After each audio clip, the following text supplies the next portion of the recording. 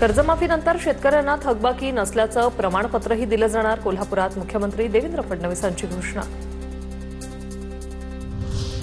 समाज बांधवांसाठी कोणत्याही स्तरावर जायला तयार, जीवघेणे उपोषण करू शकतो तर कुणाचा जीव घ्यायला मागे पुढे बघणार नाही, जरांगे यांचा इशारा।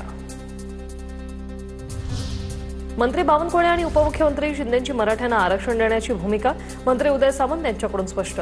तसंच दाखले रद्द करण्याचा निर्णय नाही, जरांगेंचा गैरसमज, चर्चेतून मार्ग काढणार मंत्री उदय सामंत यांचं आश्वासन।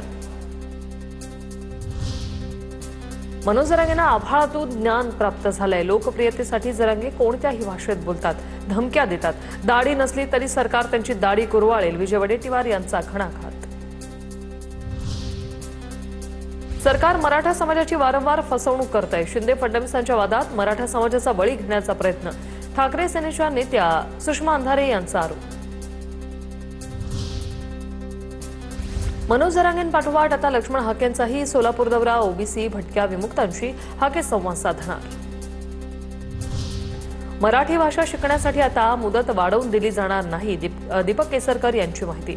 शासनाने 105 दिवसांची मुदत वाढवून दिली होती, ज्या राज्यात आपण राहतो त्या राज्याची भाषा आलीच पाहिजे, केसरकर यांची प्रतिक्रिया। कथित ऑडिओ क्लिप व्हायरल प्रकरणाची बातमी, भाजप नेते विजय चौधरी यांना आज नंदुरबार जिल्हा कोर्टात हजर करणार। विजय चौधरी यांची पोलीस कोठडी आज संपणार। स्वातंत्र्य दिनानिमित्त भाजप राष्ट्रवाद आणि देशभक्तीचा जल्लोष करणार। वरळी प्रोमेनेडमध्ये आज दुपारी 3 वाजता तिरंगा रॅलीचं आयोजन, मुख्यमंत्री फडणवीस, प्रदेशाध्यक्ष रवींद्र चव्हाण, मुंबई अध्यक्ष अमित साटम या रॅलीत सामील होणार।